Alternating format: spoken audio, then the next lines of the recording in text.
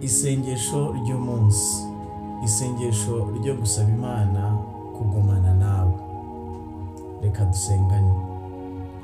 Mana ishobora byose, ndakwinginze uyu munsi kandi nkusaba, ndifuza kugumana nawe. Ndabizi ko ari byinshi bishaka gutuma nandukana nawe, ariko uyu munsi niyambuye ikintu cyose cyatumaga kinifuza ko nandukana nawe.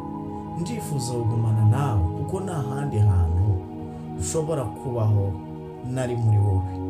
Mana, byinera ubwoba kubaho nagufite, kandi binera ubwoba kubaho nari kumwe nawe.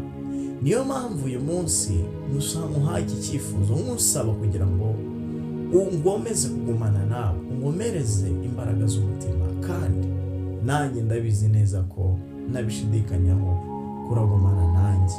Urakoze kumvisha gusenga, kandi nkaba ngiye kugumana nawe, nawe ugiye kugumana nanjye. Icyubahiro n'ikibi cyawe mu izina ry'Umwami wacu Yesu Kristo. Amen. Sangiza